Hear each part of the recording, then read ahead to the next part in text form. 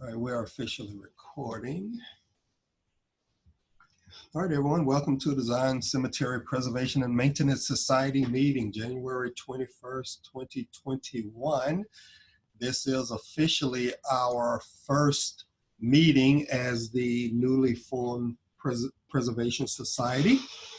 And we have a lot more formal process to conduct our meetings by going forward, as we talked about during our training last month.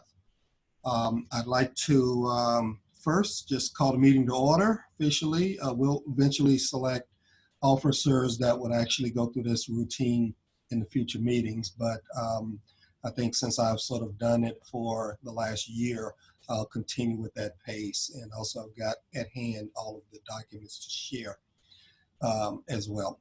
But calling the meeting to order officially, and I'll also do roll call at this time as well.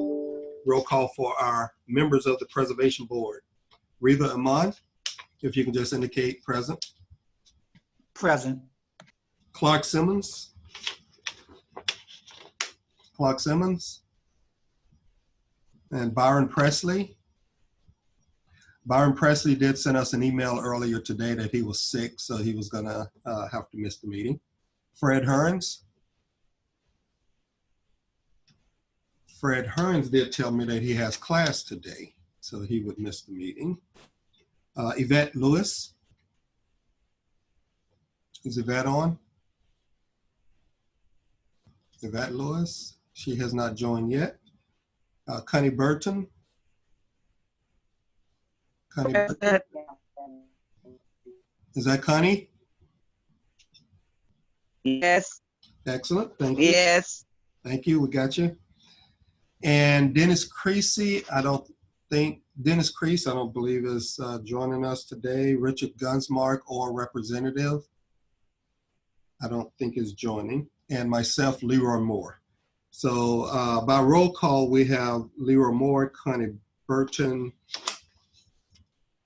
Reva Iman. We have 3 members present, which doesn't constitute a quorum, unfortunately. But we will go ahead and open the meeting. We just won't be able to take any voting action until we actually gain a quorum. That's part of formal meetings going forward. So we need 2 more members to join before we officially have quorum met. All right, I will continue with the meeting. I'd like to open the mics at this time for any public comment we might have. Anyone wishing to make public comment may do so. You will have 3 minutes. I will also do another public comment at the end of the meeting, just to assure any opportunity for public comment after our discussions of the meeting today. So at this time, we'll open the mics for any public comment. You may speak up and you'll be recognized. And one more call for public comment if there's anyone wishing to give public comment. Good morning, Leroy. It's Senator Janet Cruz. How are you? Good morning, Senator Cruz. It's great. I just want to let you know that we have, of course, you know, we refiled the bill, and I just heard yesterday from my staff that it's actually been put on the agenda for a committee meeting next week. So I'm very excited about the fact that the Senate is paying attention to our concerns, and it looks as if they intend to move the bill along. So I just wanted to give you an update on that. That's all. Thank you.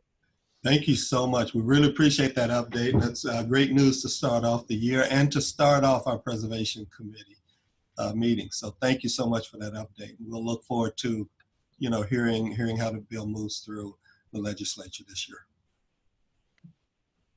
Is there anyone else wishing to give public comment? Okay, hearing none, we will move on to the approval of the agenda for today's meeting.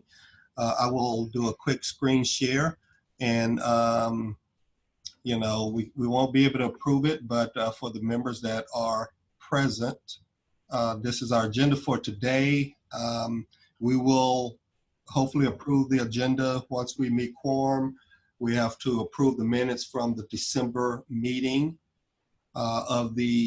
which was the last meeting of the advisory committee, but also the training for the Preservation Society. Our new business item for today is election of officers. Once we reach quorum, review and approve the review of the articles of incorporation, which are already filed, but just a very quick review of that. We did a thorough review last month, but we wanted to agenda that for this first meeting. Then we'll have to review and approve the bylaws. So hopefully we can get the bylaws approved today. We will have a brief report from Cardinal on the final archaeological assessment report before it is filed with the state. And we will hopefully entertain a motion from our board to officially authorize the submitting of that report. And then we want to review some conceptual budget elements that I put together. And if we have time permitting and if our consultant is available, I've asked them to review with you 3 master plan design options that we are talking about and considering and getting public commentary on in the design of the Zion Cemetery. So that concludes our agenda for today. And let me just do a quick check on quorum again. I don't see any new members that have, oh, Timothy, oh no, that's, let's see, is Clark Simmons here? Clark Simmons, have you arrived? And I don't think Byron Presley has arrived. Fred Hearns, I don't think he has arrived. Yvette Lewis, have you arrived? Yvette Lewis?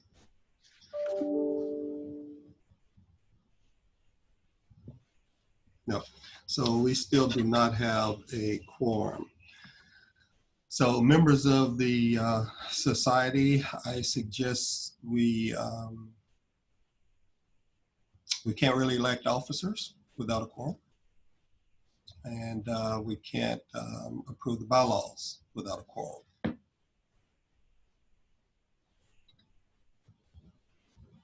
So I don't see any more members having arrived just yet. I'd like to maybe ask our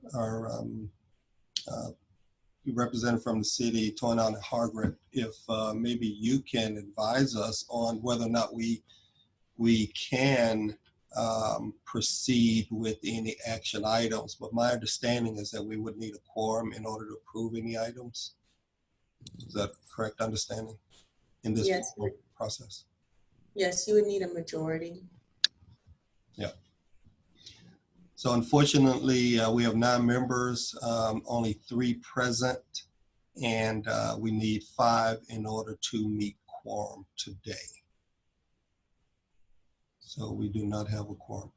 I do see Dan Coakley, and you know, he has been working with our architect, Baker Barrios, Tim Baker.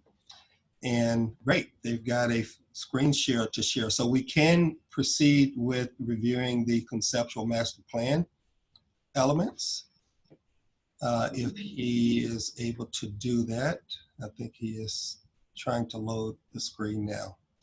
So I'll just sort of introduce this to the committee members as well as to our audience.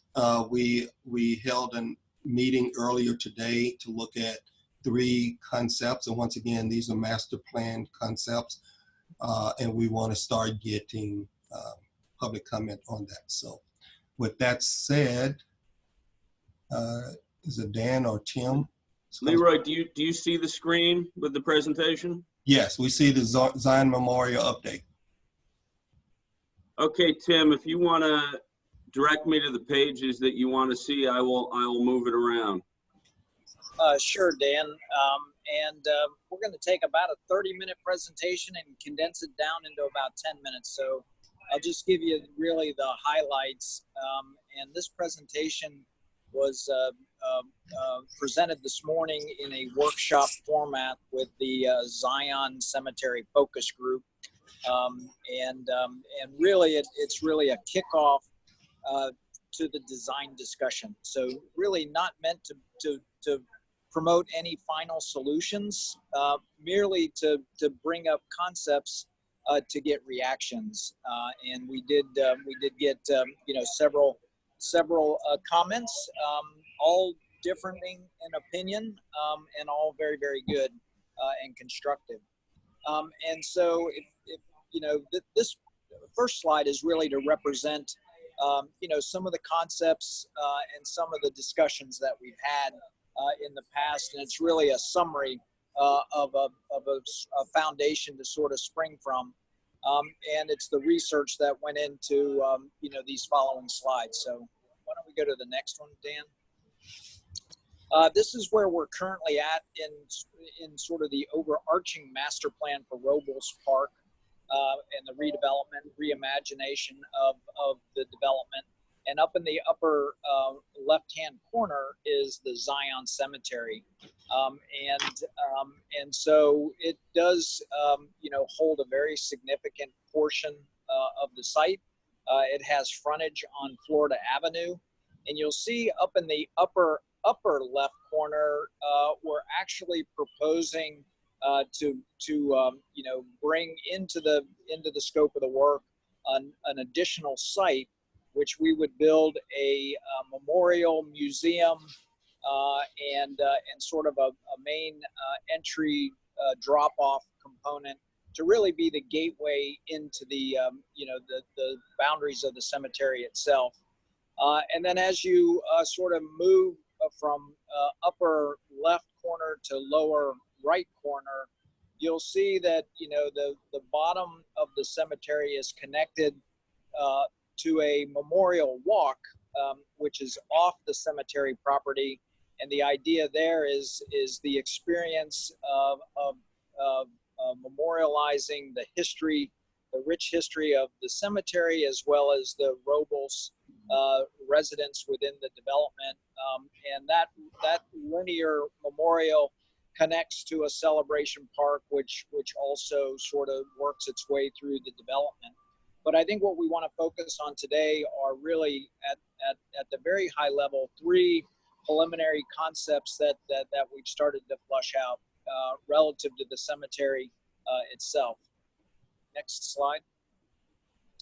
So we've really looked at three concepts, and the concepts really, there's multiple concepts within each concept that we would expect to explore as the planning part continues. But the first concept is really this idea that we're restoring back to its original sort of configuration, the cemetery itself.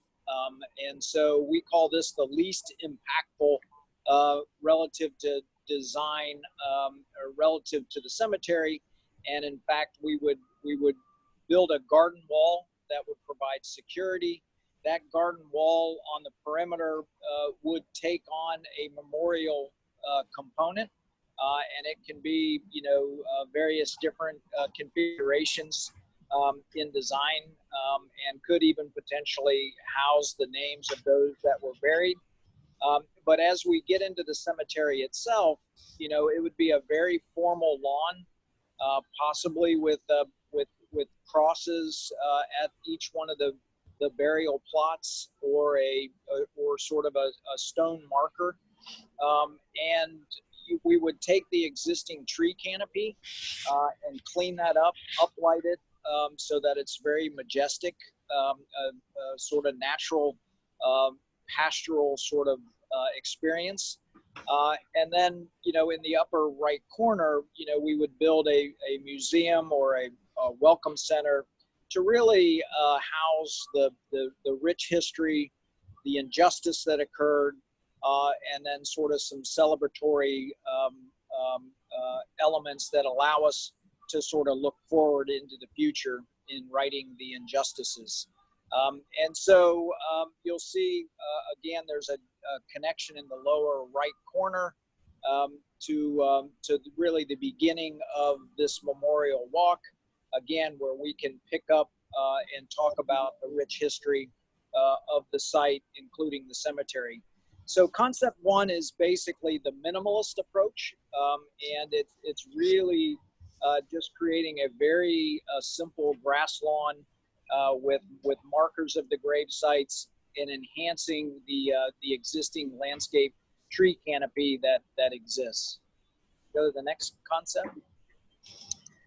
The next concept is really building on the first concept, but instead of sort of whitewashing the injustice that occurred with the building of buildings over top of the cemetery, this particular concept intentionally leaves sort of the trace or the markers of where the existing buildings sat relative to the cemetery, so that the story can be told and not forgotten that,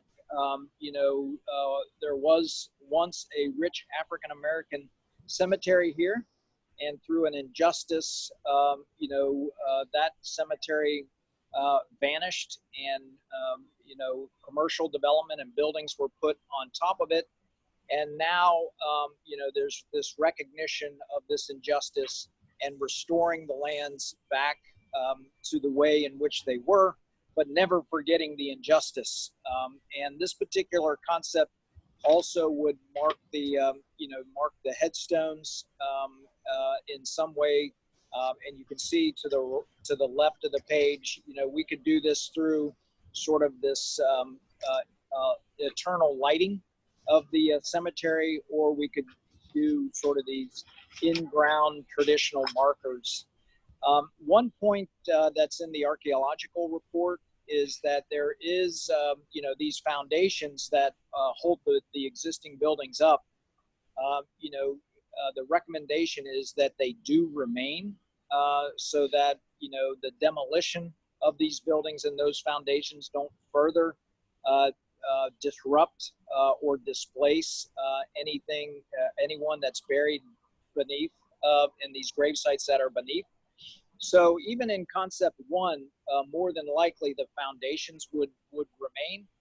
They would get covered over with sod and grass and dirt, so that they weren't disappeared. And on this concept, we would actually, probably finish off the tops of the foundations so that they're exposed, and this scarring, can be understood for generations to come, so that we can bring awareness to that particular aspect of the project. And then the last concept, again, is another further enhancement to the second concept, and it's really looking at creating sort of these mounds where the burial sites are, and it's the opposite of covering up. It's really allowing these graves to be celebrated by rising, by the earth rising, and where there aren't burial sites, we would incorporate this water feature, the flowing of water, symbolic of life, and that would sort of create the pathway where the visitors or family members could sort of travel along that the edge of those waterways to reach the particular spot on the site that they're interested in sort of sitting and meditating and praying about. And so they become wayfinding elements that allow you to walk through the cemetery without walking across any burial sites. And again, this one is sort of this contrast between the rich history of the cemetery, the scarring of the cemetery, and the injustice that occurred, and then the water feature and the mounding becomes sort of this celebratory element that talks about the future and righting that injustice. And again, there's many different ways in which the manifestation of these ideas can occur, through formal memorials, through horizontal landscaping, and so that's yet to be determined. And then the last concept, I guess it's really, we want to make sure that the committee understands that, there is an opportunity to extend this natural environment into the development itself through this memorial walk. And we have the opportunity, at the southeast edge of the cemetery to sort of pick the story back up and tell that story through a memorial walk that doesn't disturb or disrupt the cemetery itself. So the concept isn't necessarily defined by just the boundaries of the cemetery. We have the opportunity to continue that rich story through the development, and the development can embrace that rich history as we start to define the open areas and open spaces. Then I think the last slide is really to represent, we do have an opportunity to make this a national beacon through a museum of sorts. On the call this morning, there was a conversation about, should it be a museum? Should it be a visitor center? Should it be, a sanctuary where it's really all about prayer and reflection and less about, a museum? And so that debate, will continue. But the idea is we have the opportunity to do a vertical structure on property that is just north and west of the cemetery to really, bring attention, to this injustice that not only has occurred here at Zion Cemetery, but is being uncovered, throughout the United States. Apparently, this was a significant trend back in the 30s, and this is an opportunity to sort of put this injustice and the reconciliation of that, in a national sort of beacon to bring awareness to the issue, while memorializing and honoring and respecting those that were buried, within the property of the Zion Cemetery. So that, that's a really high level, very quick overview of what, what occurred this morning. We will continue to, solicit feedback over the next couple of weeks. But the idea would be, as part of the master planning exercise, is that we would put together really a broad-based program and set the general sort of direction of what the committee and the focus group would like to see with the museum and the cemetery itself. And that would be sort of at a 50,000 foot level in a sort of a high concept narrative. And then the Tampa Housing Authority would use that document to put out a formal RFP to hire, a national design firm that could, could really do the detailed design work. That team would fully expect to be very integrated with this committee, as well as the focus group and the community members, and to really advance the final design for the cemetery and the museum itself. And that's the overview. Happy to answer any questions or get any feedback. Yeah, Tim, superb job. I mean, especially you guys didn't plan on doing this presentation today, so really appreciate you guys jumping in and being able to fill that space with some very meaningful update on how the master planning process is going. Let me just to try to facilitate a little bit better framing where this site is and some of the components that Tim was just referring to. Let me just share real quick the this Google map here so that I can actually just sort of navigate you through what you just saw. The three options essentially is this area. You can see my cursor, right? This is the Zion Cemetery site, okay? And when Tim was referring to the visitor center, this land is not part of the cemetery. This is owned by Dennis Crease, the same person who owns this small piece. This small piece is part of the cemetery. Okay, so Dennis Crease owns two pieces of land, a really small piece here and a larger piece here that goes all the way out to Floyd Avenue. This is clean site. This is clean land free of any burials. So the idea there is if we're able to acquire this piece, it gives us a place that we can actually build this visitor center or museum structure on. We would not want to build anything on top of the cemetery proper. We want to get the things that are built off the cemetery and free up that cemetery so that it's restored. But once again, the cemetery fits here, goes down, and then it goes over, and it includes these two buildings here that is owned by Mr. Gunsmart. So the acquisition is still to try to acquire these two buildings from Mr. Gunsmart, as well as this small piece from Crease. These areas all contain grave sites. But then to also try, in addition to that, to acquire this piece so that we've got a little bit of land that can actually have some kind of structure on top of it. When Tim was talking about a gateway pedestrian pathway to link into the cemetery from the southeast, he was pretty much down in this area, and there's a path, forgive me if I'm off a little bit, that sort of winds up to here, and then you see the gateway into the cemetery right in this area is what he was showing.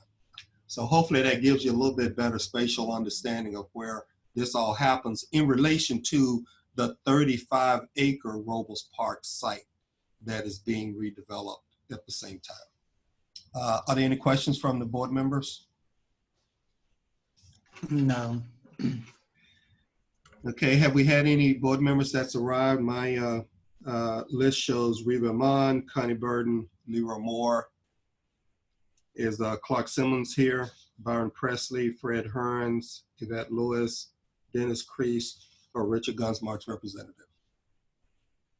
No, so we still do not have a quorum to be able to actually conduct any official business, but we can use this time for reviewing elements like this. The only other item on the agenda that is a review item is me presenting to you a very conceptual budget, which I think links well with what Tim just showed you with the three options.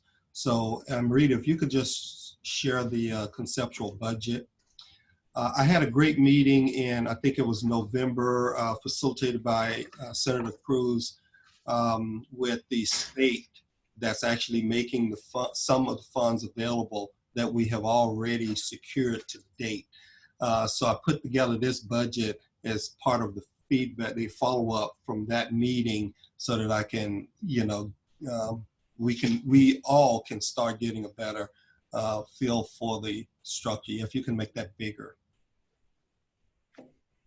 Okay, so this is the conceptual budget, and let me just and this is my take at just trying to put numbers to what we need to do as a preservation society going forward to identify the efforts and cost it out and try to come up with the budget. But land acquisition is one of the first things that we need to complete, and I've identified the 3 properties that are proper cemetery sites that's got to be unified under one ownership, the Preservation Society. The Crease property, what I'm calling Crease property number 1, that's that small piece that I showed you. We've confirmed that there are graves there. By way of knowing that, you own a piece of cemetery, pretty much renders your land worthless from a ability to sell it to anyone else. Nobody wants to buy a cemetery. Okay, so I don't think we would ever want to put the Preservation Society in a position of paying for land that, private sector owners today can't sell. It's the right thing to do to try to transfer it back into a nonprofit owner's hand so that the cemetery can be preserved. So we will be seeking a donation of that land outright. But Mr. Crease owns a second piece of dirt that is in front of that is clean. And if we're able to acquire that, that could be a site where we could place our visitor center on. That's Crease property number 2 identified. I've simply assigned an $80,000 value on it. I think I went on the county website to look at the value of the land. That's approximately where that number came from. You know, if he's willing to sell and if we're able to generate the funds to actually acquire it, just to, again, give us, you know, some frame of reference of what that could cost. Then the Gunsmark property as well, the 2 warehouses that are there now. That is the Crease property is vacant land.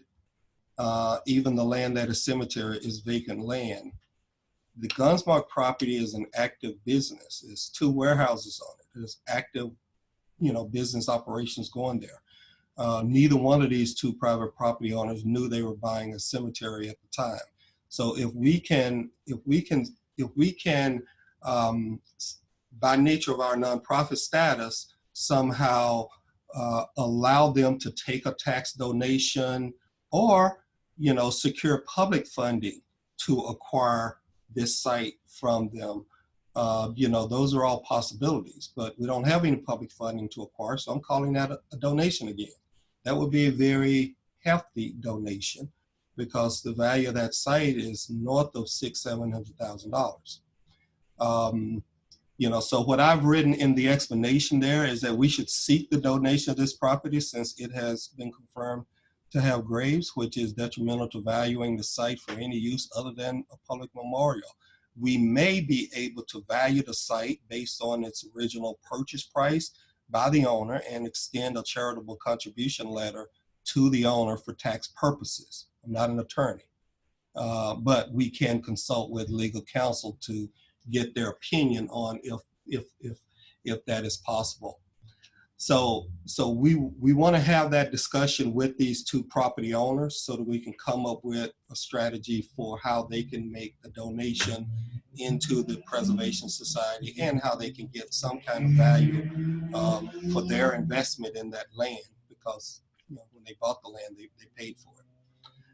But again, neither one of these 2 owners were long-term owners of this site. They bought these properties, you know, within the last, I think, 6 or 8 years or so, from my understanding. And then property, the final piece of Zion property, the largest parcel is the THA parcel. We from day one said that would be a donation into the Preservation Society. We just have to go through a HUD approval process. We don't want to donate it today, even if we had HUD approval, because then the Preservation Society has the liability of maintaining it and insuring it and demolishing the buildings. So the right time to donate the land or for the preservation to accept the donation of that land is after THA has demolished those buildings. And now the liability is less and the cost to maintaining it is not transferred to the Preservation Society too soon. So when that time is right and the Preservation Society is ready to receive it, the Housing Authority will make that donation at no cost. So that's sort of my idea in terms of land acquisition costs. Then there's a effort of going through the actual design of the memorial. As I said, what we are going through now with the Baker Barrios PMG team is master planning the entire 38 acres of Robles Park plus the 2.5 acre Zion Park. The Zion portion of that, I think it's a $300,000 or so contract for the overall master plan. About 50,000 of that is associated with Zion. The Housing Authority is paying for that. So, you know, we've already budgeted for that. We're absorbing those costs.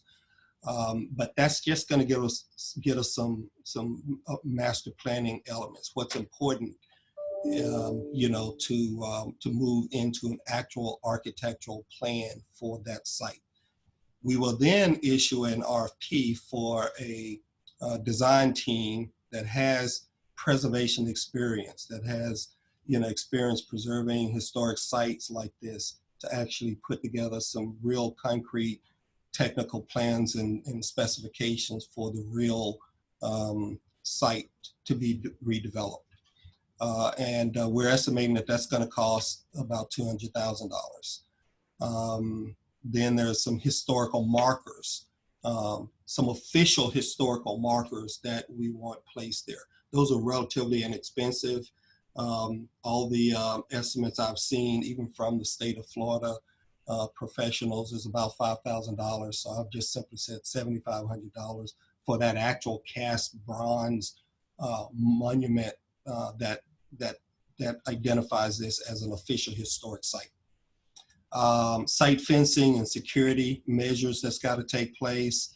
Once we acquired from Gunsmark and Crease, we want to extend the fence around it, and we want to put our banners on that fencing as well, so that we start educating the broader community and on where Zion is. You know, I've got a $5,000 cost in the budget for that. Then the actual demolition of those structures that are there now.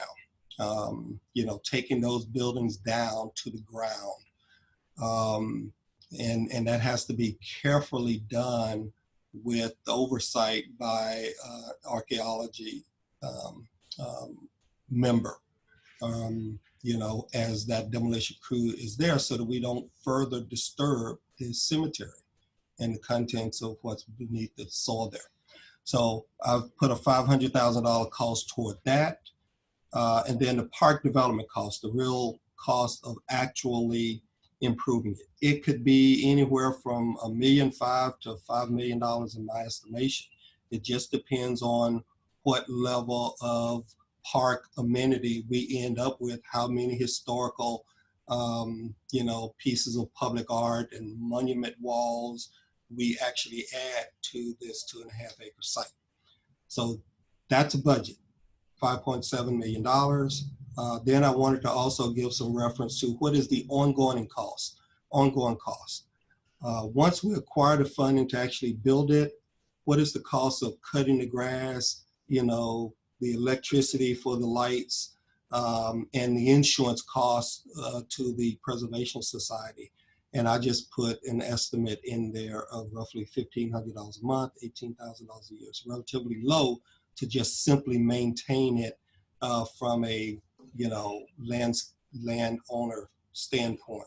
Of course, that does not include the cost of the visitor center, which should be self-sustaining on its own if it gets built. So that's sort of where we are, a total capital budget of $5.7 million, and then some annual operating costs after that.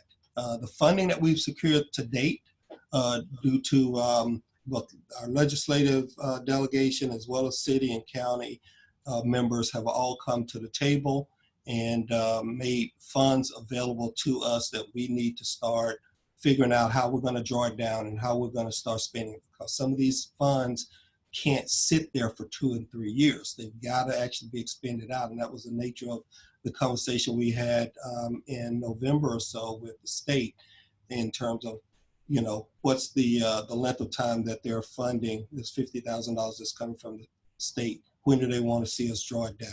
And how soon can it be spent out? And what are the eligible items that it could be spent on? So one of the first pieces of feedback that I owe them is this budget structure.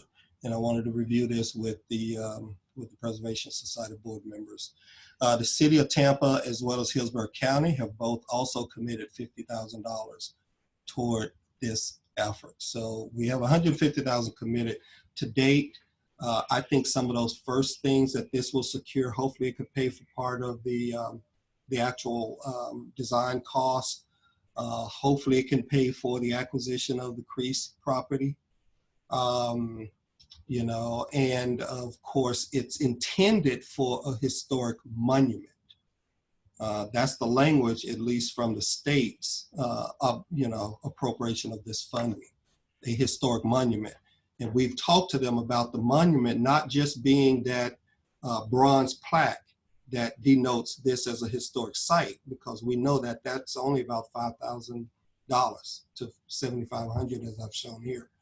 But the monument we're calling the broader memorial park.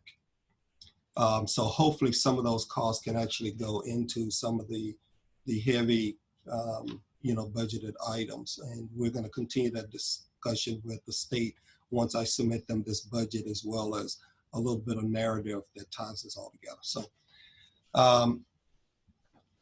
let's see, Riva and Connie, any reaction to this budget?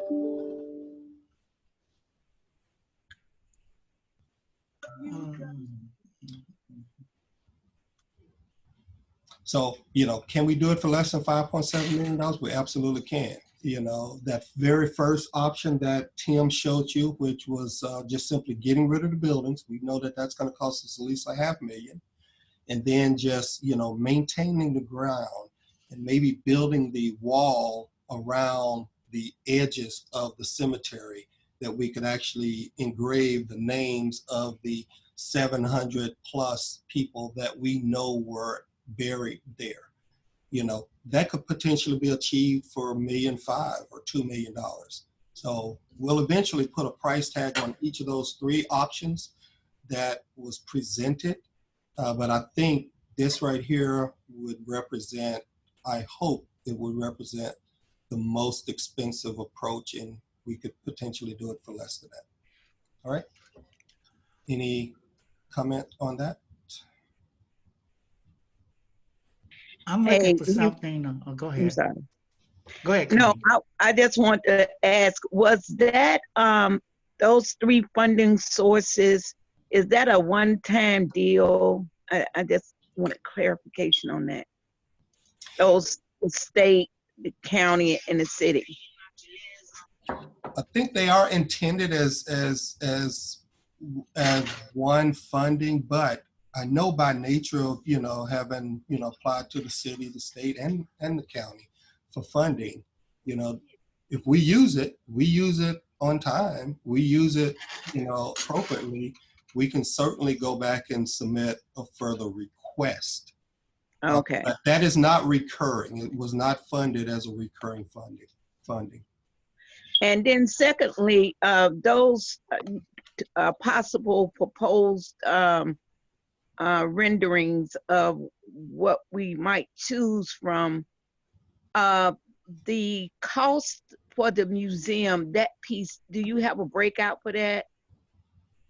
Not yet. We're going to have that, but my thinking is that that cost is part of what I'm showing as the park development cost.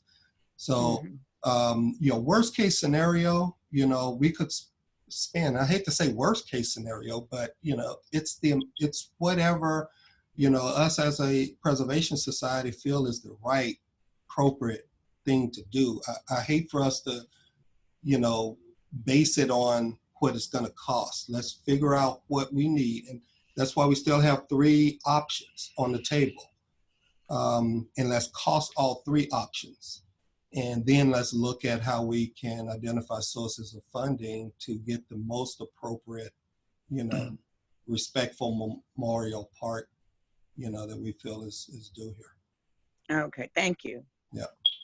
Well, when you say respect Memorial Park, I'm looking at Tampa is growing. Tampa is the place. Tampa is the, everyone has an eye on Tampa right now for some apparent reason. This has to be something very special, something that's going to bring to the city that's going to open the eyes. No matter where anyone goes, they're going to remember this. It has to be a history that is going to be shown worldwide. I see that Representative Prince is on here as well. Yes, in fact, I was gonna go to her. So Reva, if you want to pause there, I'd like to, Yes. give her the opportunity to make any comments. We had Senator Cruz on earlier, so we saw you've joined now. Good afternoon, everyone. State Representative Fentress Driscoll here. Thank you so much for having us on the call. I'm so excited to be here. And it is just amazing listening to the progress that has been made in these plans. I love the vision that it is so bold. I hear Ms. Connie asking how we're going to pay for this. I understand that as well. But what I'm really hoping, y'all probably know and followed from last year, that Senator Cruz and I had a bill at Zion Cemetery, or for Zion cemeteries, but as we've learned, it's really a statewide issue. So my goal and hope is that my staff and I, and Senator Cruz's staff as well, can educate ourselves so we can potentially use what you all are doing with Zion as a model for the state, because this is not it. the desecration of unfortunately of Black bodies and mistreatment of Black cemeteries is not just isolated to Tampa, as we know with Florida's history. So thank you for having us on today, and I just look forward to the continued conversation. Great, thank you. And Senator Cruz did mention to us that the bill has already been resubmitted, so it's going to be going through the legislative process again, hopefully real soon. And you know, we're really looking forward to that statewide effort passing, so that we've got a better way of dealing with this than having to go through this discovery every time we, you know, try to improve Right. our community. So thank you so much for your support and continued support. Thank you. Reva, you had the floor. Oh no, I'm just very grateful for what they're doing at the state level, and most likely you probably be hearing from me pretty soon at the state level, because it's dear to my heart that this this situation, it's not really a situation, it's heart taking, that is dealt with in a manner that we show that history. And with showing that history, we need whatever it means to make it happen for the state of Florida, not just Hillsborough County, not just Tampa Housing Authority, not just the city of Tampa. As you state, this is going around statewide. So I think that Tampa has the opportunity to show the state, show the nation how we perceive this, and make this tragic something very, very heartfelt and educational, and truly a blessing for the people that are buried there. So I definitely will be at the state level with you, with my support for you all, and I know that you all are working very hard. But voices need to be heard, and I'm just on one voice right now, but we are all in this together. It's just not an I thing. You know, this is where we stay, this is where we live, this is our land as well, and the state of Florida. So I look forward to just participating and trying to help out as any way I can to make this happen in any manner across the board. Well, thank you, and I think we've covered all we can cover without having a quorum for today. So we will work on getting a quorum for our next meeting in February, and hopefully get our bylaws and approved, as well as the officers selected for the Preservation Society. I said at the top of the meeting I would do another opportunity for any public comment at the end of the meeting. So I want to open the mics up at this point for anybody from the public that would like to comment. This is your opportunity. You can speak up now and you'll have 3 minutes. Any public comment?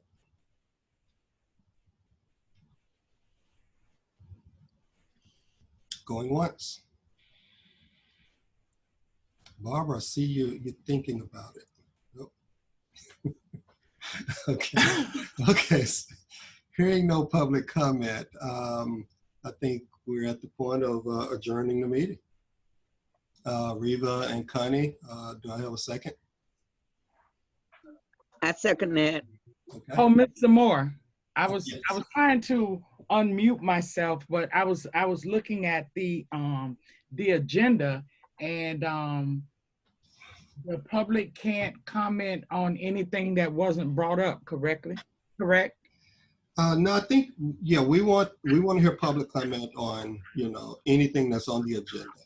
So whether we were able to talk about, we weren't able to talk about our bylaws and other things because we weren't able to approve it. But if it's on the agenda, yes, it's available for comment.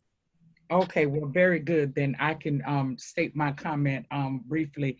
I did receive a copy of the bylaws for the Zion Cemetery Preservation and Maintenance Society Incorporated.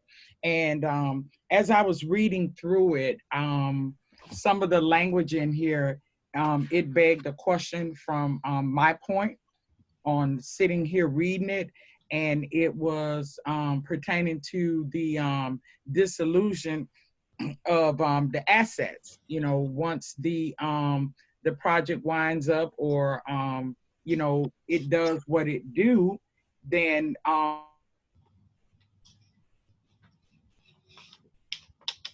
just needed more clarification on that because, you know, I thought that, you know, the Tampa Housing Authority, you know, has been here since its inception. And the Housing Authority has put a lot into it, has poured a lot of finances, manpower, and things of that nature into, from the beginning, formulating this committee, having the meetings, you know, really getting this party started as it pertains to what's out there in Robles and so on and so forth. And for me to read where it's in the dissolution, where at the end of this, all assets exclusively goes back to the city of Tampa.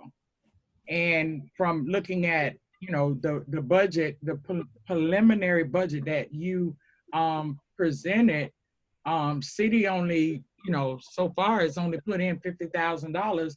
And I know for a fact that the money that has been expended to date is, in one of your words, north of the $50,000 that was donated. So you know, I just needed some clarity on, you know, why it was written that way and why did it go in that direction.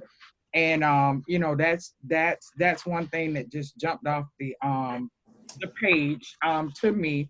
And then secondly, and I'll be done, is also under Article 7 as it pertains to the officers, down at the bottom where it says duties of the officers. And I just would like to see some language in there to whereas the Housing Authority is also, you know, named in this document where, you know, they're saying that the chief executive officer will, you know, keep in communication with the city of Tampa and the mayor, and that board member, the executive officer, would be an ex-officio member of all committees. And I just didn't see any representation in that from the Tampa Housing Authority. So those are my concerns as it pertains to, you know, the bylaws as they were written. And I know that they wasn't etched on a stone tablet, but that's just something that, you know, I would just like to get a better explanation and possibly find out the mindset of why, you know, it was written that way. And I mean, you know, maybe they can show me a different way or show me something better, but as it pertains to how it's written now, it just begs a question for me. No, we appreciate it. And I'll let you go over 3 minutes because you were making some very good points and we really appreciate it. And I'll comment on it. And I think typically we want to take public comment without, you know, being involved in dialogue on it. But I think there's very good points you raised. The second one regarding the mayor as an ex officio member and continuing to keep the city apprised of our activities. Remember, the Housing Authority is actually a permanent member of the Preservation Society. So Okay. we actually have member status. The city does not have member status in the Preservation Society. So it's, I think, appropriate that we keep the city engaged in our activities, and the Housing Authority, by nature of being on the board, will always be apprised of the activities. And in terms of the dissolution of the corporation, the actual language, let me just go to it real quick. The actual language actually is a little bit more broader than where you read. It's actually, don't have it real close to me, but Toyin, if you can jump in if I misquote this, but it's actually this, you know, the assets would go to the city of Tampa or a similar nonprofit entity that's charitably chartered, right? So that does leave the opportunity of, you know, it being the Tampa Housing Authority. I've spoken in almost all of our meetings about my belief that You know, the entity that owns the cemetery needs to be as permanent of an entity as possible so that what happened does not ever happen again. That needs to be, in my opinion, some governmental, body. A nonprofit, as we are today, will have the forever obligation of fundraising to maintain this asset. But we can be used as a tool to get it developed, get it stabilized, but then we need to be able to dedicate it over to a body that will forever be around and can forever ensure that it's never again lost. In my opinion, is the status of a dedicated park best achieves that level of protection. That's just Leroy's opinion. That's my advice to Preservation Committee members, is that eventually I think we want to get this to where, just like when you build a road for a new subdivision, it's the developer's cost to build it and build it to city standards with city agreeing to take the dedication of it if it's a public road. This becoming a public park, a public memorial park, going to a municipal or a governmental entity that can actually dedicate it for its full time. A city dedicated park requires a referendum to undo it, to sell it, to change its use and purpose.